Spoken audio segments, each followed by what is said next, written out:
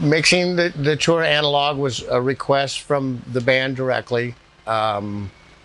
We started out with digital consoles. The first month of rehearsal, I basically just tracked, and then we listened, and then we started talking about the approach to take. And the band had recorded the record strictly analog on tape. Mm-hmm. There's very little digital interaction during that process, and they had asked how possible that was for that approach for live, which I honestly said I don't know, because it's been 12 years since I had done it. And then we started experimenting and listening to things, listening to digital consoles versus analog consoles, listening to cable links, just re-explored everything that is a reality of in the digital world, and it sounded better. Yeah. Well, since being introduced to it, which I saw Andy Meyer was doing Justin Timberlake, and I saw a picture of his setup, and I kind of zoomed in and was looking at what he had, and one of the 500 pieces he had that I had never seen before was a Downey. And I called Andy, and he steered me to Rob, which got me one to try, and I started buying them, and I like them very much. I like the WesAudio stuff mainly for how it sounds. The digital control is an extra feature that's I don't usually fully implement, so I mainly use it for the sonic characteristics. Rob let me try a Mimas, and now I have several of them. They have the sound of old equipment without the hiss and inconsistencies of old equipment. That's what I like the best. And each offering, I'm yet to get anything that I haven't liked. We were just talking about the 1176, which right now I have on Flea's vocal, and Flea screams into the mic. He does it so much saying, and it controls that. And the NG bus compressor is the sound we're getting with Flea's bass is largely that compressor, which is a huge part of the sound of this band. But I tried everything.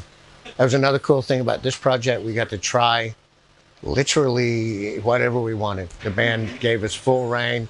So we don't care how much it costs to ship it, how much it costs to rent it. Just get what sounds best and works best for us. The RIA compressor, I've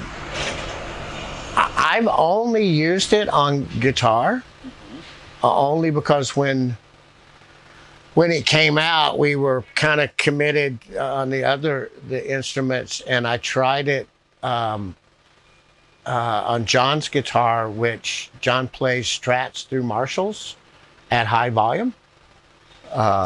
It can get a little bright at times. The RIAs help warm it up, help control that. In fact, the sound of John's guitar on this tour is the RIA and the Hyperion EQ, which is across his stereo output bus. Well, the one thing about mixing digitally that I like and miss is having the ability to put groups into groups and having EQ on groups as well as inputs. Analog consoles do not have EQs on groups.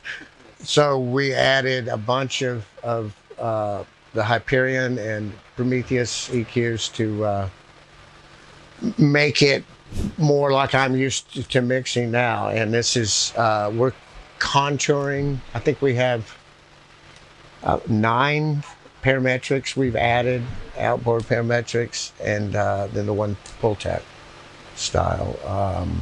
And again, it's chasing the tones. This band is a big kick sound, a big snare sound, a big guitar sound, a big bass sound, and a vocal that sits on top of it. And in searching out those sounds, we ended up with the RIAs and the EQs, and we tried lots of different stuff. I like to buy audio gear, so I love trying new stuff and then buying it if it worked. But it's like I said, I like the Wes stuff for the sound of it, and most of it's 500 series, so we have an enormous amount of processing power. And I mean, this looks large, but and there's stuff underneath. But to make all that fit, if it was truly all vintage gear, which is mostly 2 to 3 rack spaces, I'd probably have 2 more of these. And that's difficult. It's the size, I've configured it this way where I can get to things faster. And this band doesn't sound check. They jam for the first 5-6 minutes of the show, and that's our check. We adjust everything for the room, and they get comfortable, and then they start the show, which is different than most. So I'm doing quite a bit of movement. And we play various type venues. It's mostly stadiums on this, but a lot of open fields where I can turn the reverbs back on. And okay, thank you. Oh, yeah, you're welcome. It's a pleasure. Thank